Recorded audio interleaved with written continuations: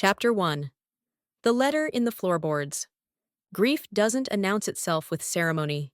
It seeps in quietly, somewhere between the last casserole dish from a neighbor and the smell of your father's cologne fading from the closet. 3 weeks after the funeral, the house had grown quiet in a way I couldn't describe, like it was holding its breath. The guests were gone. The condolences had trickled to silence. Even the air felt still, as though it knew the wrong man now walked its halls. I'd taken to wandering the house at night, whiskey in hand, barefoot on creaking floors, following the same paths I did as a child. Some part of me believed if I walked long enough, I'd find the version of myself that belonged here. The one who wasn't just a shadow trying to fill his father's shoes. That night, a storm rolled in from the east. Heavy, slow, and mean. The kind that presses on your chest before the first raindrop even falls. I could hear the thunder out past the trees, low and distant.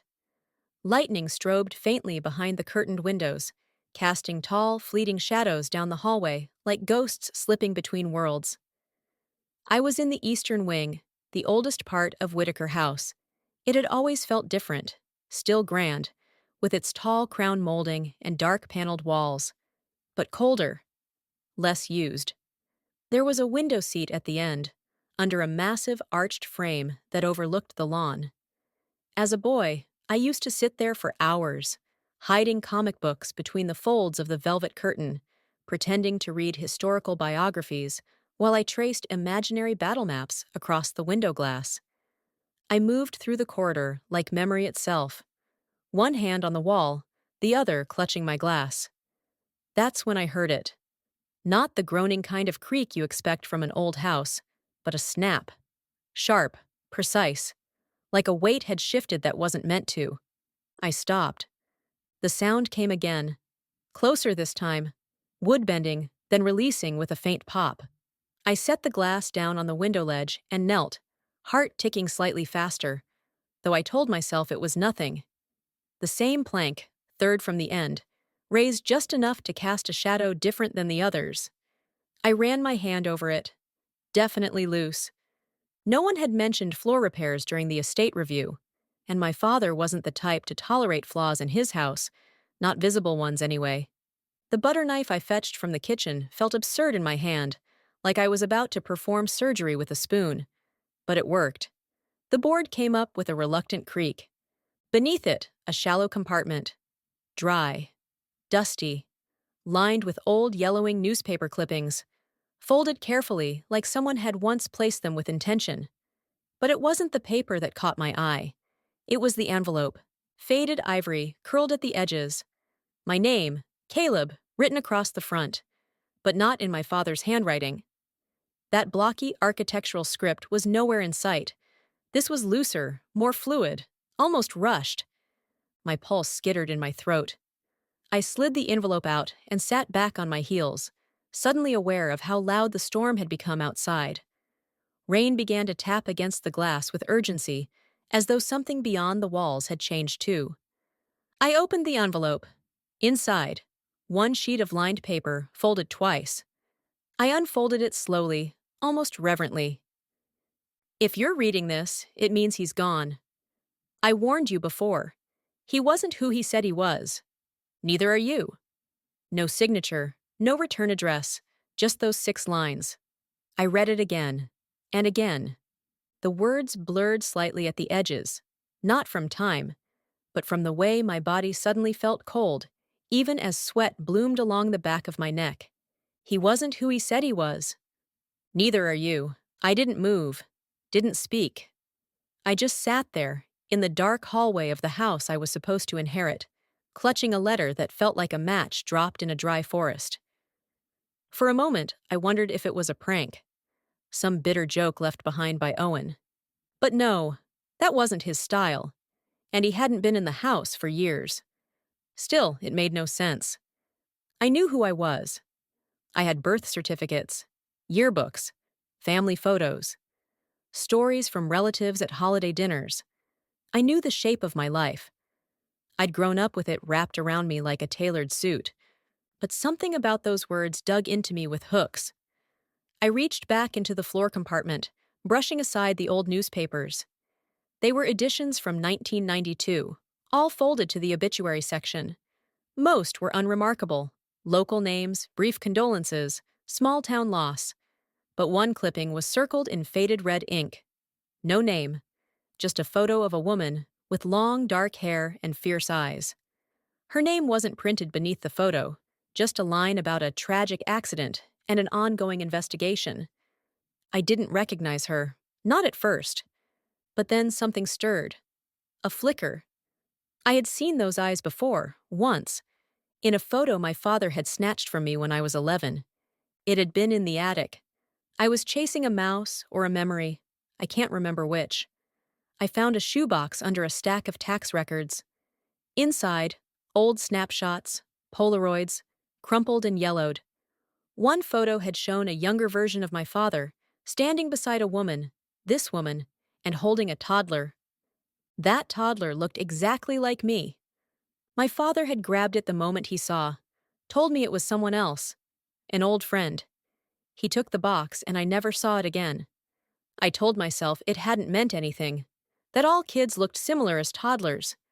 But now, holding this letter, holding the image of that same woman in my hands, it felt like the floor beneath my entire life was beginning to warp.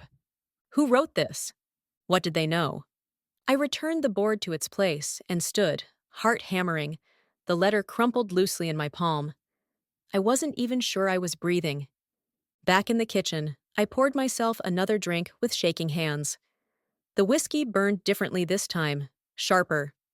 Upstairs, the bedroom I refused to sleep in remained dark. His bedroom. I couldn't go in there. Not yet. Not until I knew more. Instead, I went to his study. It was exactly as he left it. Dark mahogany walls, green leather chairs, a desk that looked like it had never seen a speck of dust in its life.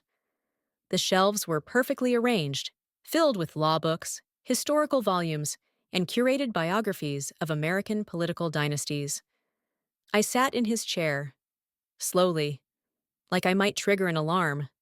The leather was cold. Or maybe I was. I placed the letter on the desk and stared at it.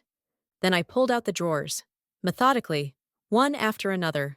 The third one on the left had a false bottom. I'd suspected it for years, ever since Owen tried to jimmy it open when we were 16. That night, we got caught. My father had come in so fast, I thought he'd heard us from across the property. He sent Owen home without a word and grounded me for a month. "You don't go digging where roots grow deep," he'd said, "or you risk pulling up the whole tree." I didn't understand what he meant at the time. Now I wasn't sure I wanted to, but I lifted the bottom panel anyway. 2 items inside: a photo and a birth certificate. The photo was old, creased at the corners. It showed the same woman from the newspaper clipping, standing beside my father. She looked tired and furious. Her hands gripped the shoulders of a small boy. Me. No doubt about it now. The birth certificate didn't read Caleb Whittaker. It said Caleb Elijah Finch, born January 15th, 1991. Mother, Rachel Finch. Father, not listed. My knees buckled. I sat back down, this time on the floor, holding the paper like it was a relic of some holy betrayal. Finch, not Whittaker. My mother's name, the name I had never once heard spoken in this house. I stayed there for a long time, sitting cross-legged on the study floor, rain hammering the windows behind me like fists. The whiskey forgotten. The house quiet as a tomb. Somewhere upstairs, a shutter flapped loose, tapping rhythmically. It sounded like knocking. Or a warning. That night, I didn't sleep. I didn't cry. I didn't rage. I just unraveled, piece by piece. By morning, I understood the truth in my bones, even if I didn't yet have the language for it. My father had built a legacy, a kingdom, a story. And somewhere in the construction of that myth, he buried the truth. And me, along with it. Chapter 2. The Before World. Before the letter, before the birth certificate, before the creaking floorboard that betrayed him, my father was a monument. At least, that's how I saw him. Edwin Charles Whittaker III, Son of privilege, master of reinvention, architect of a family legacy that stretched back to the Civil War. He was the kind of man who didn't just walk into a room, he took possession of it. Silent, composed, deliberate. Everything about him suggested control, from the polished leather of his shoes to the way he held a glass of bourbon like it was part of his spine. And I worshipped him. As a child, I followed his footsteps through the halls of Whittaker House, like a shadow desperate to be noticed. When he read, I read. When he spoke, I listened. When he stood still for long stretches, staring out the tall windows of the study like he was listening to ghosts, I stood beside him and did the same. But what I mistook for closeness was a choreography. And I played my part. The house itself taught me as much as he did. It was massive, 4 stories, 17 rooms, each with a name and a history. My favorite was the conservatory, though no one had grown a single plant there since my grandfather died. The sun filtered in through stained glass windows, making colored patterns on the black and white tile. I used to lie in those patches of light and pretend I was a knight in a castle. But the house could be cold too, not just in temperature, but in spirit. There were rooms we didn't use, doors we didn't open. My father called them archival, like the history trapped inside was too valuable or too dangerous to disturb. I don't remember my mother, not really. There are faint impressions, the sound of humming in the hallway, the smell of something sweet and citrusy, a pair of pale hands folding socks. But no face, no voice, only echoes. According to my father, she died when I was 5. Peacefully, in her sleep. He never offered more detail than that. At the funeral, I cried once, just once, when I saw the casket. My father squeezed my shoulder, his face unreadable. "She would want you to be strong," he said. So I was. I never asked again. There were no photos of her in the house, none. Not in albums, not in drawers. Not even in the attic, where I spent hours rummaging through old trunks. The only sign that she ever existed was the silver locket I wore until I was 9. Then it disappeared from my nightstand one day. My father said I must have lost it at school. I didn't argue. Questioning him never led anywhere but disappointment. His parenting wasn't cruel. It was structured. There were rules, and I followed them. Rules like sit up straight at dinner and never wear jeans to church. Rules like don't interrupt, don't slouch, and don't disgrace the name. I learned young that grief was private. Weakness was shameful. Emotion was a performance you saved for the right audience. But that didn't mean we were cold with each other. Not exactly. My father could be gentle in his own way, an approving nod when I recited a poem from memory, a rare smile when I beat him at chess. Once, when I fell off my bike and tore my leg open, he carried me inside in complete silence, then bandaged me himself with a care that felt intimate, even loving. But the next morning, he reminded me that Whittakers don't cry over scars. We wear them. It was always like that. Love with conditions. Pride with rules. The only person who ever challenged that world was Owen. Owen Finch was the single wild card in my otherwise perfectly curated life. We met in kindergarten after I punched a bully who'd stolen his crayons. He offered me half of his chocolate milk and told me I had a superhero name. I wasn't even sure what that meant, but it stuck. His parents were working class. His mother ran a flower shop. His father was a criminal defense attorney who, despite his brilliance, never quite fit in with the old money boys club that ran our county. My father called him a pit bull with a law degree. Owen spent more time at our house than his own, especially after his parents started fighting. My father tolerated him, barely. He'd watch us playing in the garden and say things like, "That boy is lightning with no bottle." But Owen was everything I wasn't. Impulsive, emotional, unfiltered. Where I bit my tongue, he spoke his mind. Where I bowed to tradition, he questioned everything. He climbed trees in a tailored shirt. He swore in front of dinner guests. He once told my father that the Whittaker name sounded like something out of a villain's monologue. I thought he was brave. My father thought he was dangerous. Still, we were inseparable. We built forts in the library, made fake maps of the estate, assigning pirate code names to the housekeepers. We broke into the attic and told ghost stories under a flashlight. We were 12 when we snuck a bottle of brandy from the cellar and drank until we threw up behind the rose garden. My father didn't punish me for that one. He just looked at me and said, "Enjoy your rebellion while it's still cute." We were 16 when we found the locked drawer. It was late, after a thunderstorm. Owen and I had been playing poker in the study. He noticed the drawer didn't match the others. Smaller handle, no wear pattern.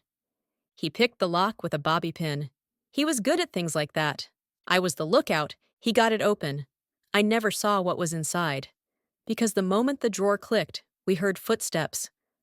My father appeared in the doorway, silent, staring. Owen froze. I tried to explain. He said nothing, just pointed to the door.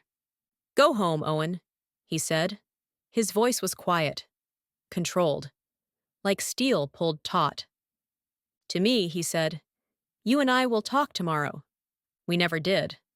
Owen didn't come over for a while after that, and when he did, something had changed.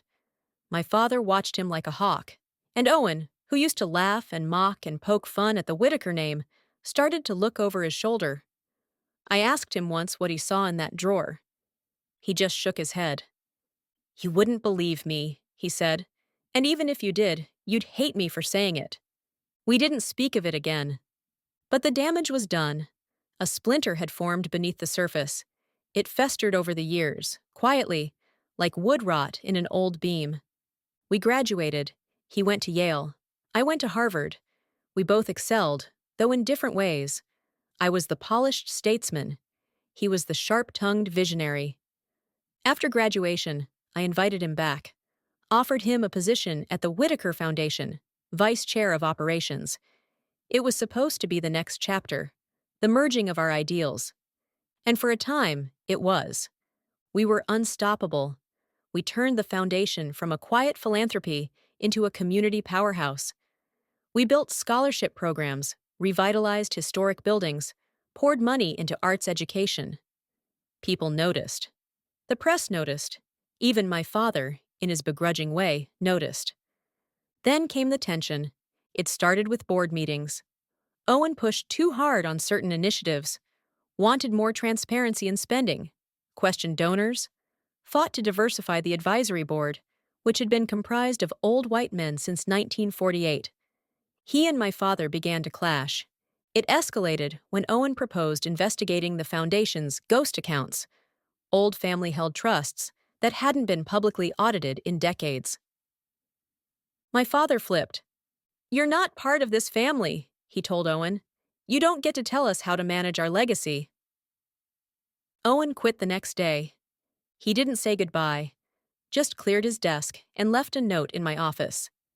"Caleb, you know something's off. You always have. One day, you'll look for answers. When you do, start in the floorboards." I never read it, not then. The letter sat unopened in a drawer in my desk for almost 2 years. I couldn't bear to look at it. Not because I was angry at him, but because I knew, deep down, he was right. I didn't want to believe it. Didn't want to think my father, the man who raised me, the man who shaped me, might have built our lives on sand. But when he died, fast and brutal, lung cancer diagnosed in July, gone by October, I stood at his grave, looking at the name carved in polished granite, and felt nothing. Not relief, not sadness. Just silence. A silence that followed me home, that echoed through the house at night, until I heard that creak in the hallway, until I found the letter, until the question I'd buried finally rose to the surface. And if I wasn't Caleb Whittaker, then who the hell was I? Chapter 3. The Hidden Name. There are moments in life when reality shifts, not with a bang, but a quiet click. Like a key turning in a lock you didn't know existed. Finding the letter under the floorboard was that click. Reading the birth certificate was the second. And standing in front of my father's study fireplace at sunrise, holding a glass of something I hadn't tasted, only swallowed, was the third. Caleb Elijah Finch. The name sounded like a challenge, like a lie whispered too many times to sound true anymore. The certificate was real. Yellowed, official, stamped by the county clerk in 1991. My birth date matched. My first name matched.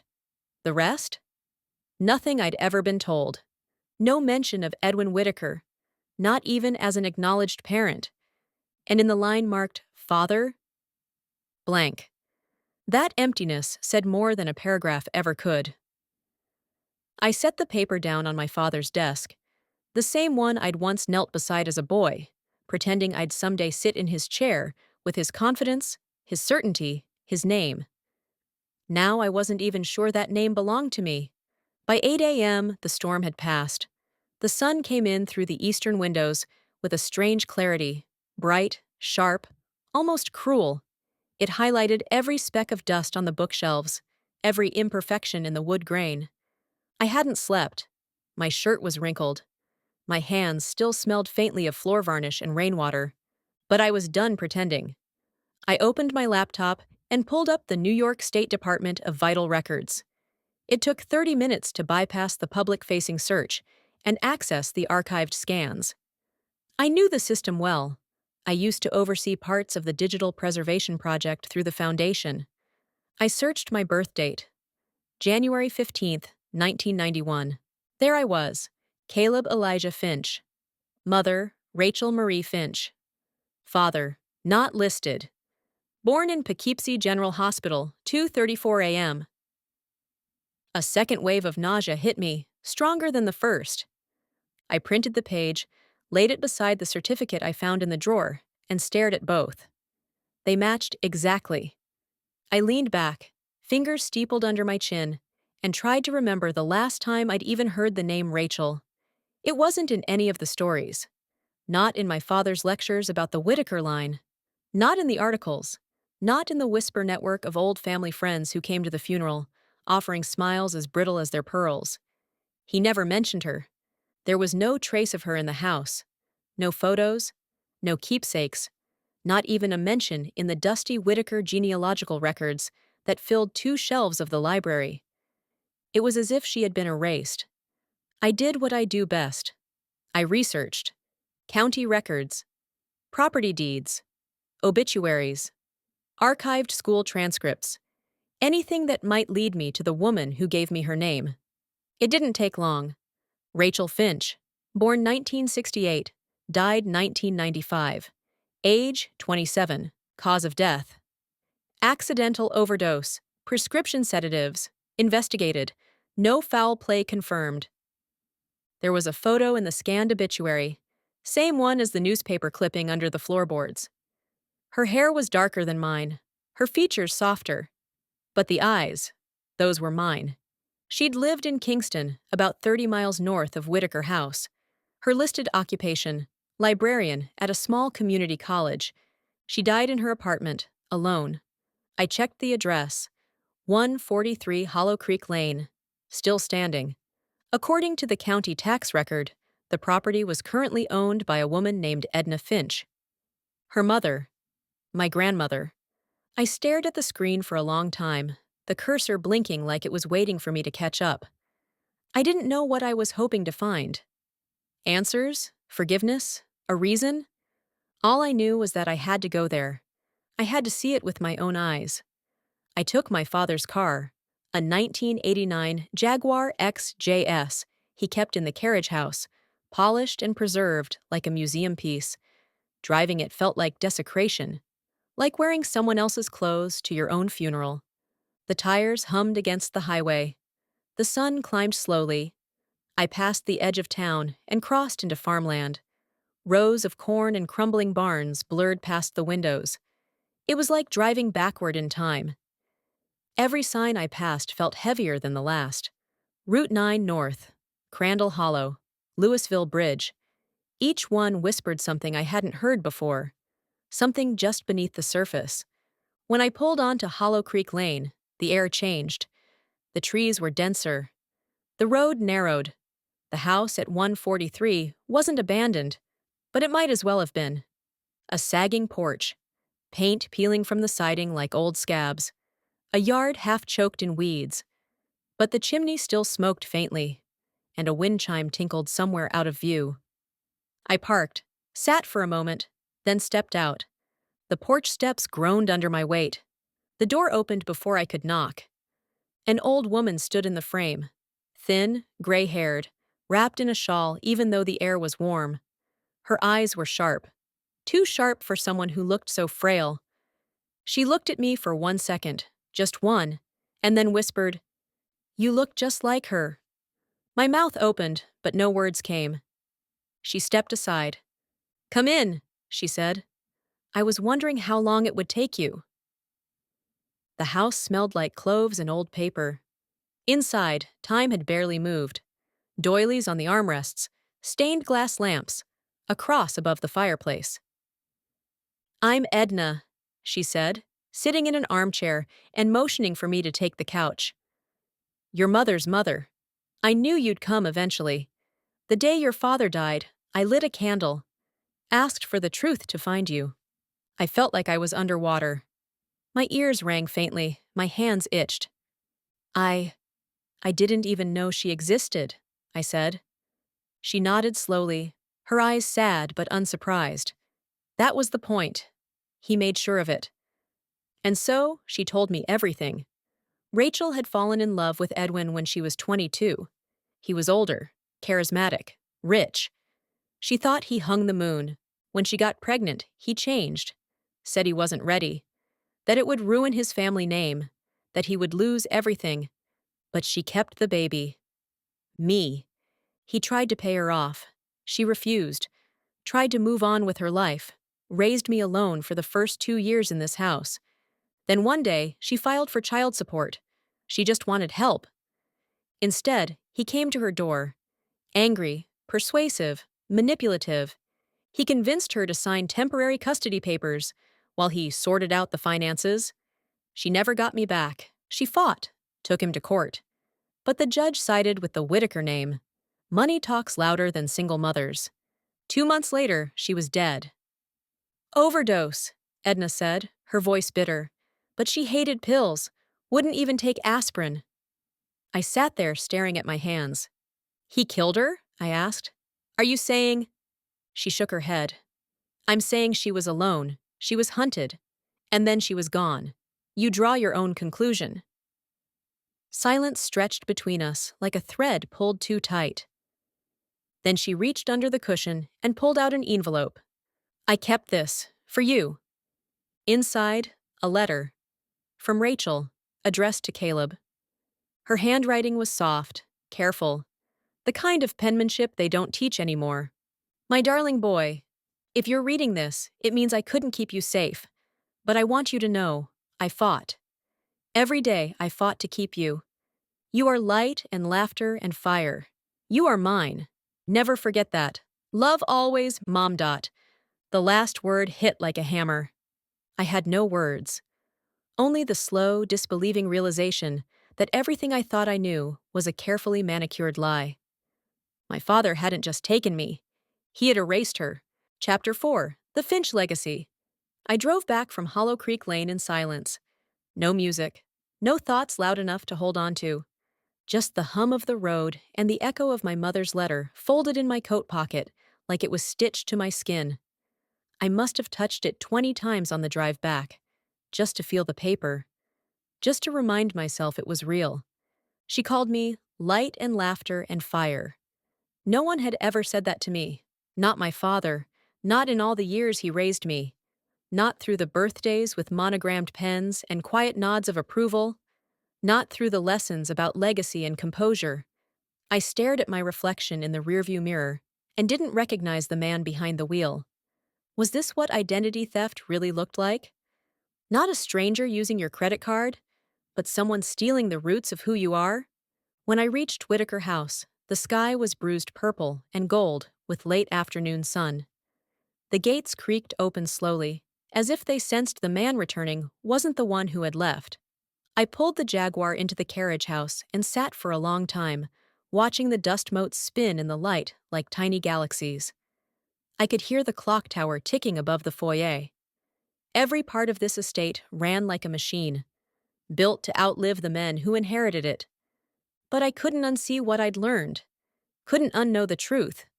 My father had stolen me from my mother. He used money, influence, and fear to manipulate the system. He'd raised me under his name, molded me into his image, then buried the evidence beneath polished floorboards. For what? Legacy? Control?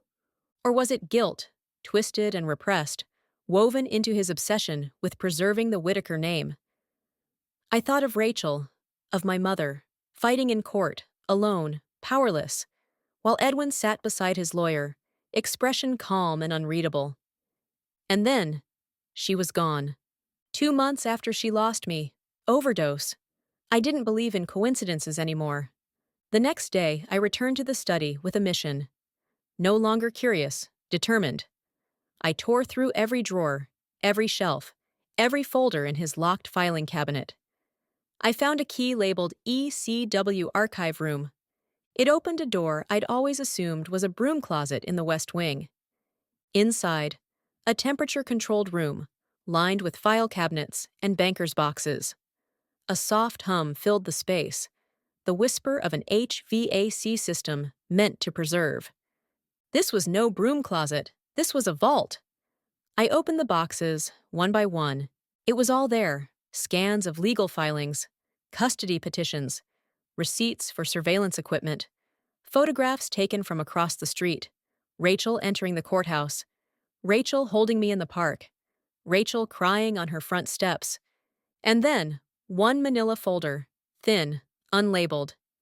Inside, a single sheet of paper, typed, legal, official. It was a waiver of parental rights, signed by Rachel Finch. But the signature looked wrong. I held it up beside the letter she wrote me. The handwriting didn't match, not even close, forged. I took a photo, sent it to Owen. It had been 2 years since I heard his voice, but I still had his number, and I didn't trust anyone else. He picked up after the third ring. "Caleb?" His voice was cautious, tired.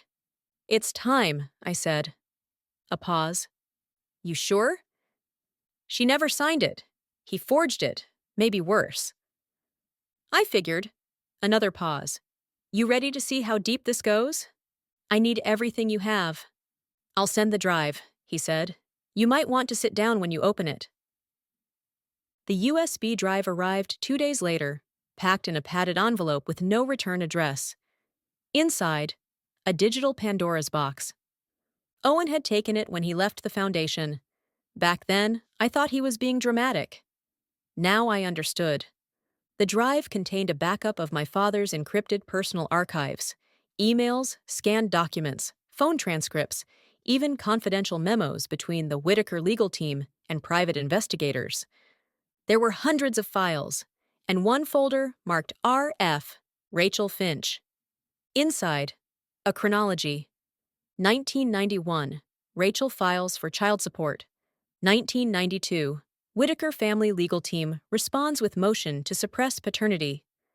1993, Rachel wins temporary custody for 6 months pending review. Late 1993, Rachel signs over full guardianship voluntarily, suspected forgery. 1994, private investigator follows Rachel for 6 months. Several entries note erratic behavior. May 1995, witness statement from a neighbor, claiming to see a man matching Edwin's description, threatening Rachel on her porch. July 1995, Rachel Finch found dead. Official cause, overdose. Police file closed. August 1995. Edwin petitions to seal all custody proceedings. Granted. I scrolled through the PDFs with trembling fingers. I couldn't breathe. I couldn't look away. The final document was a photo. Grainy, black and white. Rachel standing on her porch, hands raised in defense. A tall man in a suit standing too close. I couldn't see his face, but I knew the stance, the posture. It was him. I called Owen again. "I need your help," I said. "I thought you'd never ask." We met in a diner off the interstate, halfway between our cities. It was strange seeing him again. Older, sharper. The boy who used to throw mud pies in the rose garden now wore a blazer and carried a tablet full of scanned corruption. He slid it across the table. There's more, he said. Shell companies. Off-the-books transfers. Your father used the foundation to pay for surveillance. Jesus! And he kept tabs on her family for years, even after she died. Why? Maybe paranoia, maybe guilt. Maybe he thought they'd come for you. I looked out the window. Rain had started again, like it never really left. You told me once, I said quietly, that I wasn't who I thought I was. Owen nodded. I wanted to tell you more, but you weren't ready, and I wasn't brave enough to force it. I met his eyes. You were right to walk away.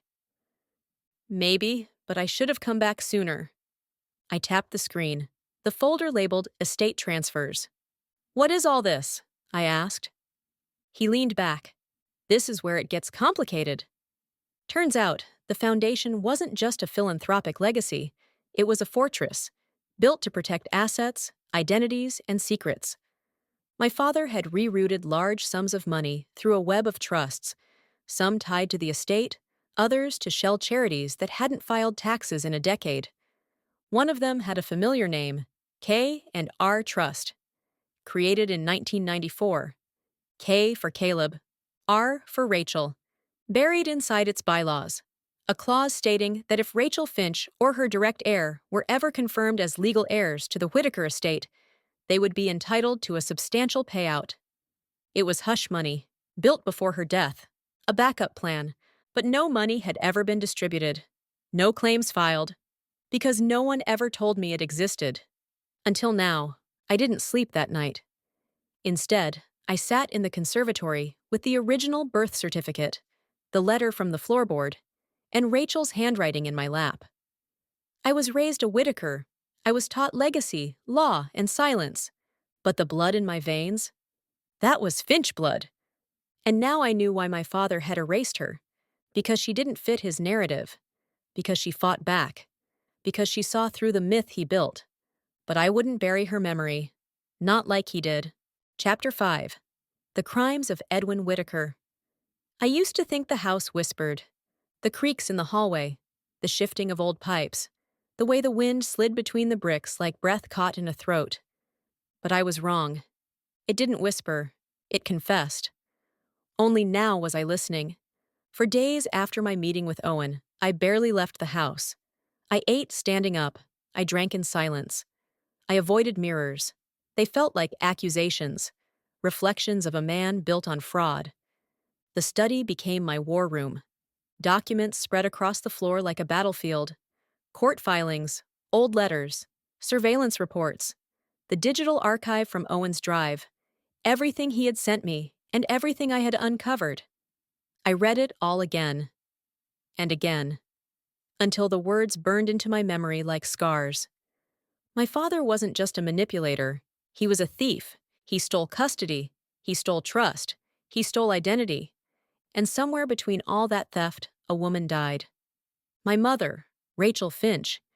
It was hard to say which hurt more, that he kept her from me, or that he kept me from her.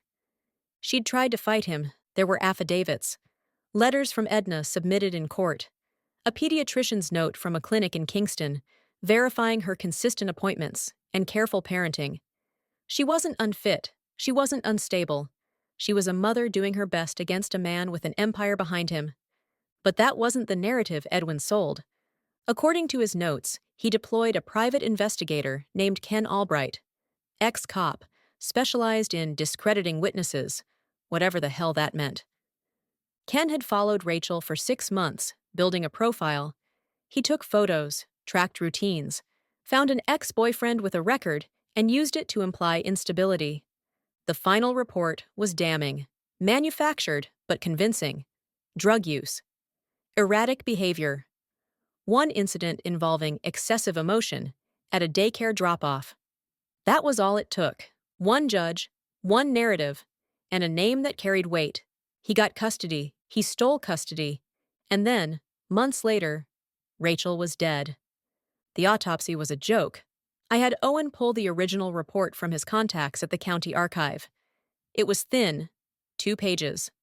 Toxicology report, circumstantial notes, no full investigation, No autopsy photos, just a signature, cause of death, overdose, accidental.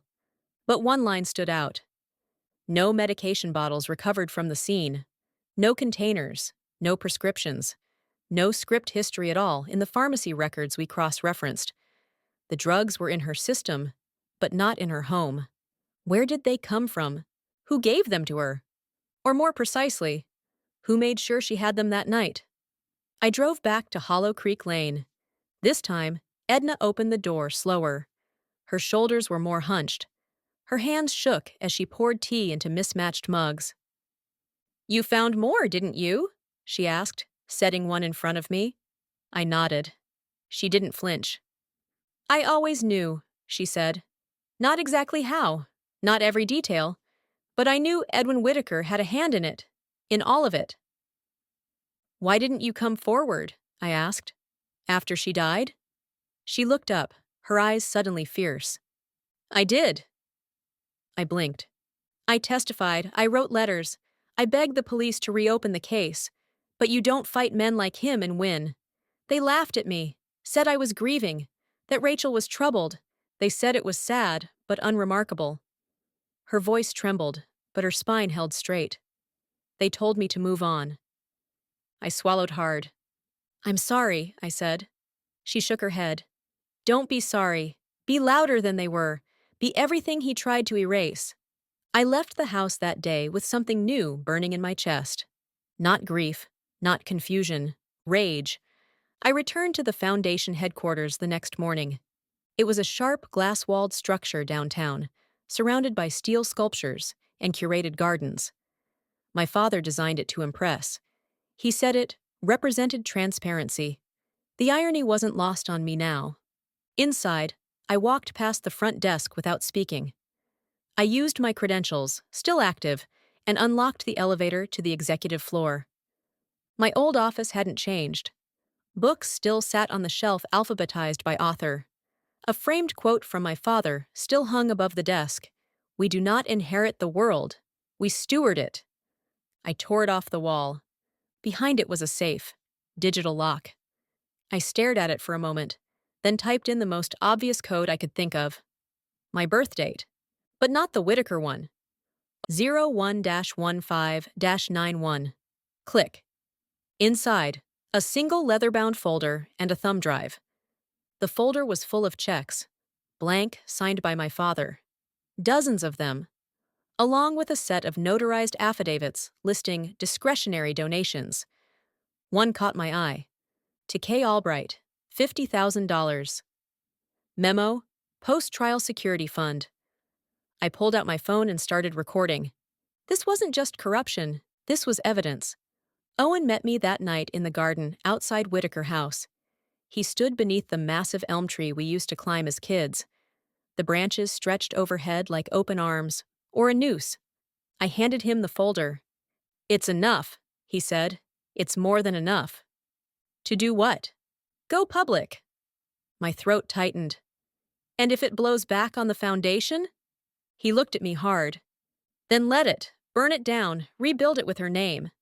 I didn't answer right away. But I knew he was right. The truth didn't belong in archives. It belonged in the light. 2 days later, I submitted a formal petition to amend my birth certificate. I filed the court motion publicly. Petitioner, Caleb Elijah Finch. Claim, fraudulent identity assignment and suppression of maternal lineage. Request, legal restoration of birth name.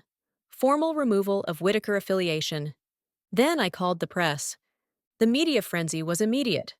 Whittaker heir renounces family name. Mother's death tied to old money cover-up? Exclusive. Foundation built on forgery and lies. I watched it all unfold from the library of Whittaker House. The same room where my father taught me to read.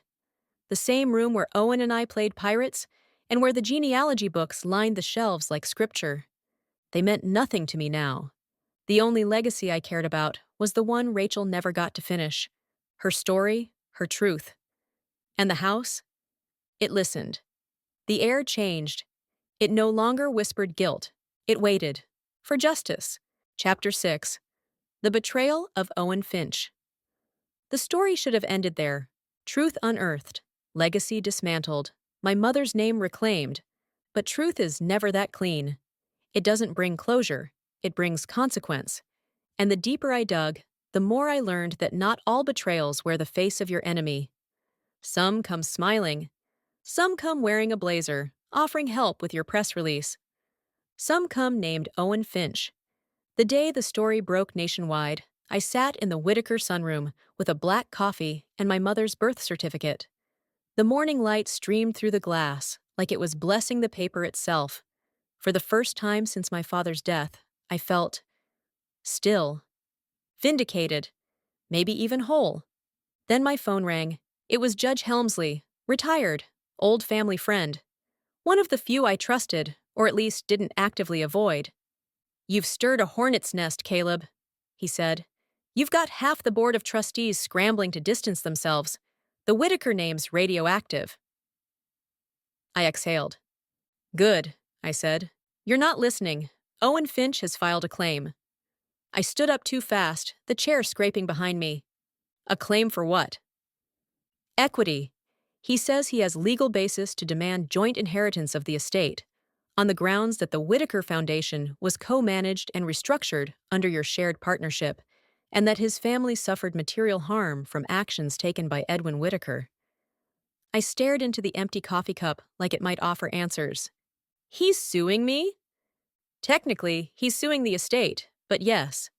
The line crackled with static. "He's got a compelling angle," the judge added. "His father was Rachel's lawyer. Edwin cost him his license. That's real damage. With your name change and the foundation exposed, the court might take it seriously." I ended the call without responding. I drove straight to the Finch House, even though I knew he wouldn't be there. Edna met me at the door. Her expression told me she already knew. "Come in," she said softly. "I'm not here for tea," I snapped. She didn't flinch. "He used you," I said. "He waited until I burned it all down and then claimed it for himself." "He's grieving too," she said, "in his own way." "He's calculating. You think this is grief? This is strategy. He waited until the fire was at its brightest so he could step in and play the hero." She sighed, motioning to the living room. "I told you once," she said. "Be louder than they were. But I never said there wouldn't be echoes." I didn't sit. "Did you know?" I asked. "Did you know he was planning this?" "No," she said. "But I'm not surprised. Owen loved your mother too. Not the way you think, but deep, fierce. He hated your father almost as much as I did." "So he thinks that gives him the right to her son's life?" "No," she said again. "But it explains why he thinks he deserves a piece of the ashes." I called him. No answer. I tried again. Then a third time. Finally he picked up. "Hey," he said. Casual. Too casual. "You filed a claim."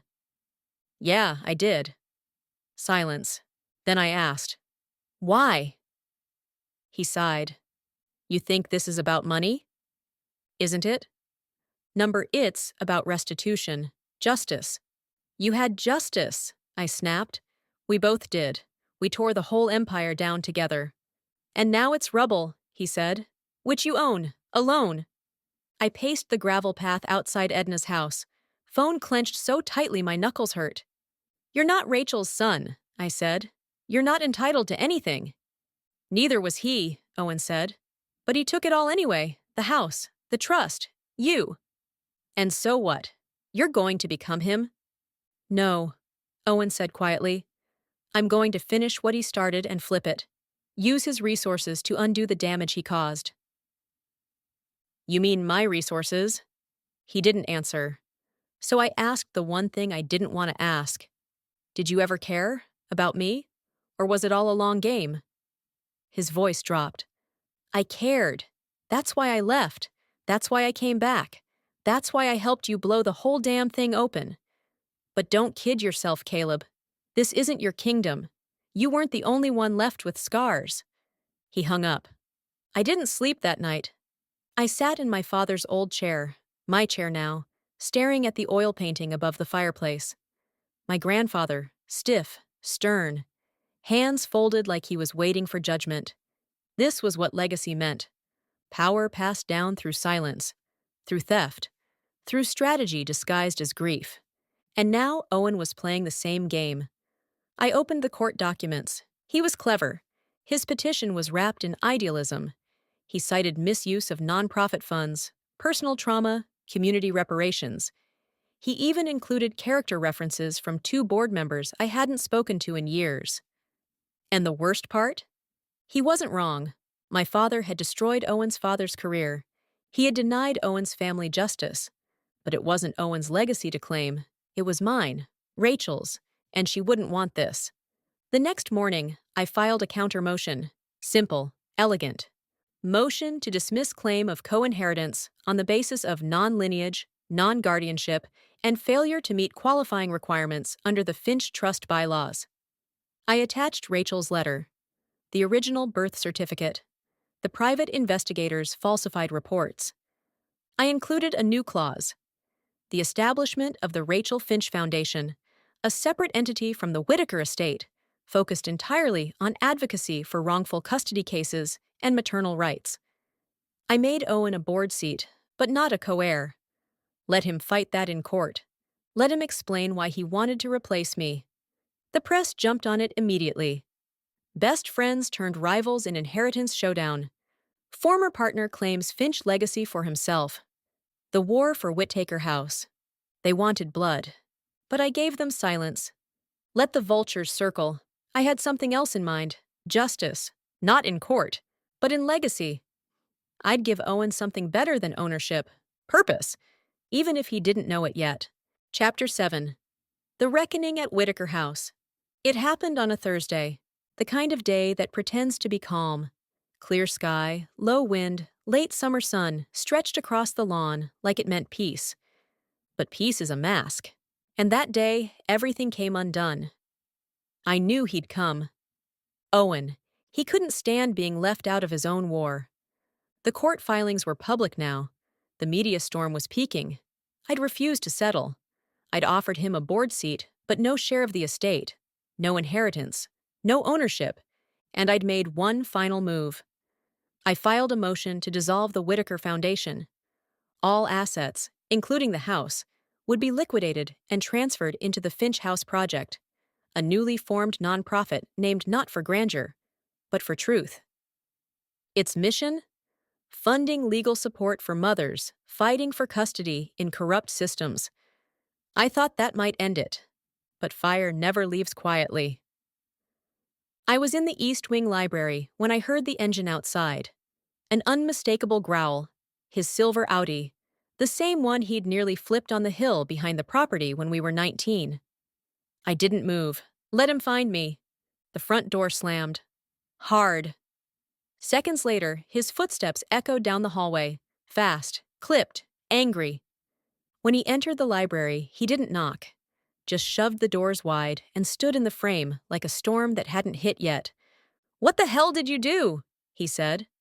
I looked up from my desk slowly. "You read the filings," I said. "Don't play surprised."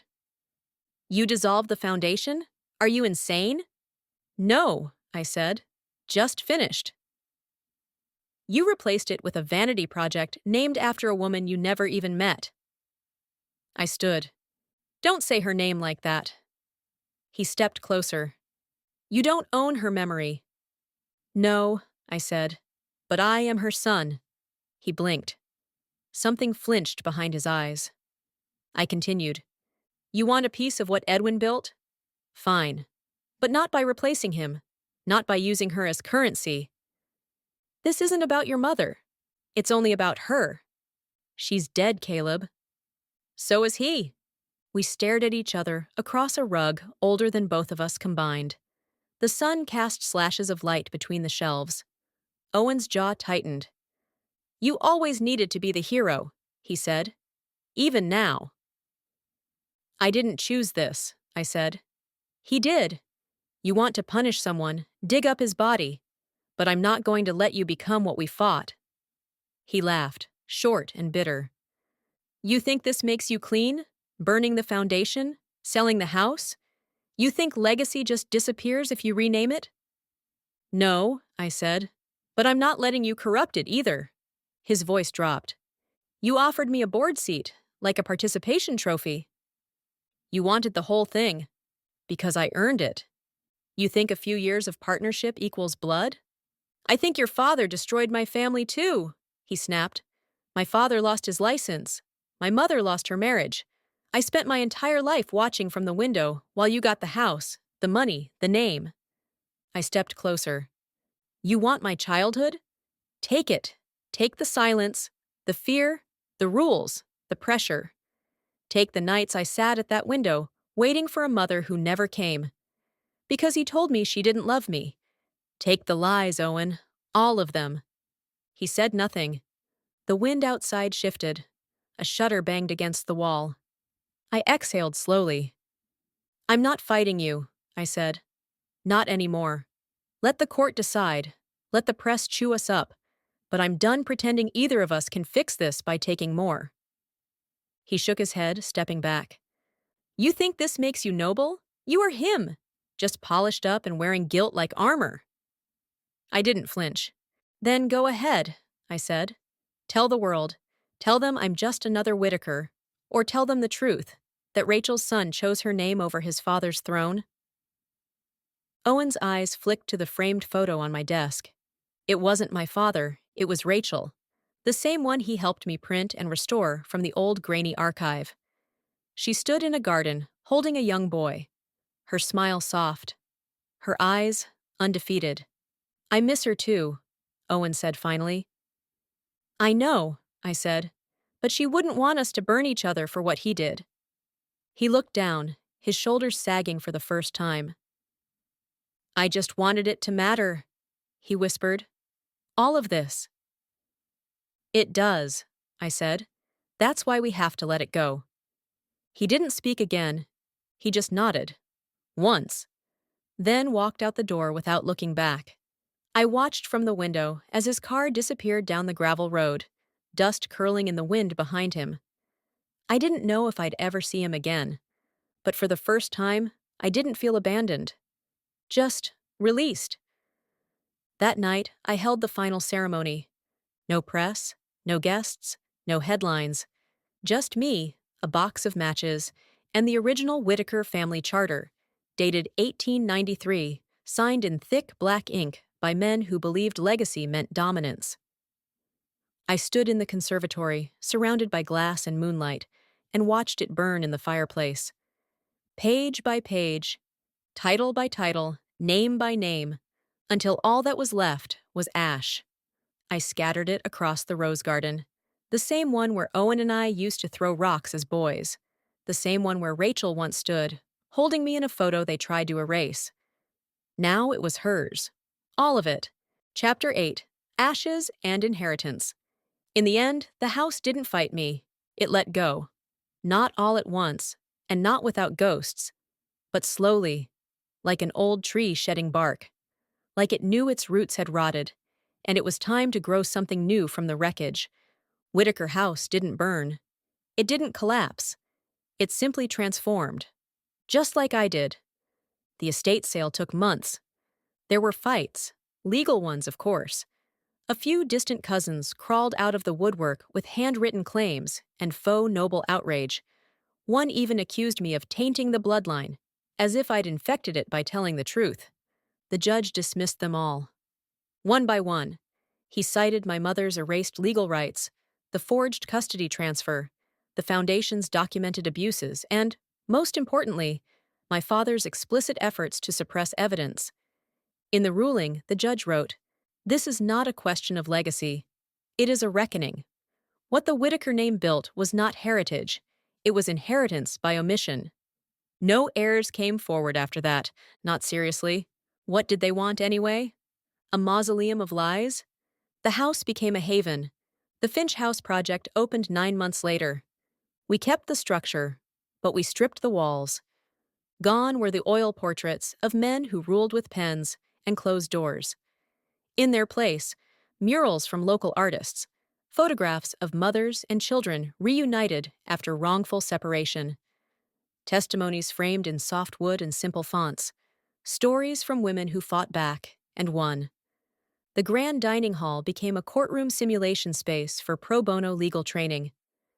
The East Library became a trauma-informed therapy center for at-risk families. My father's office became a children's reading room. His desk, firewood. I legally changed my name. Not in some flashy ceremony, not with headlines. Quietly, alone. At the county clerk's office where my mother once filed for custody. Caleb Elijah Finch. The clerk handed me the papers and asked if I wanted to keep a copy of the old name for reference. I shook my head.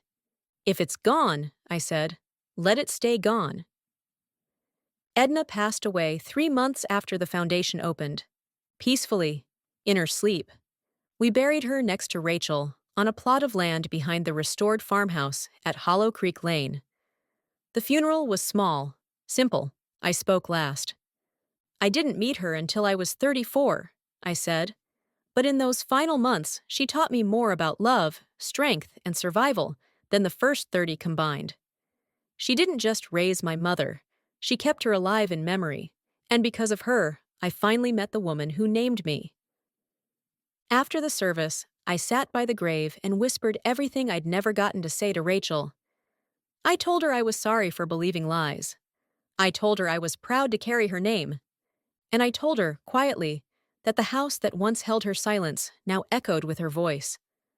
I never heard from Owen again. Not really. He dropped the suit. Officially, no statement, no apology. But a year later, I received a small envelope in the mail. No return address. Inside, a photo. Rachel, young, radiant, laughing, with both hands thrown in the air like she was dancing. The back was blank, but I recognized the handwriting in the corner. For Caleb, you look just like her. People ask me, sometimes, what it's like to give up everything. They mean the money, the house, the name. They mean legacy. And I tell them the truth. It's not loss, it's freedom. Because I never gave up anything that was truly mine. I reclaimed what had been taken. My name, my story, my mother. And somewhere in the creaking beams and stained glass of this old house, I swear I still hear her, laughing softly, like wind through curtains. Not gone, just finally home. The end.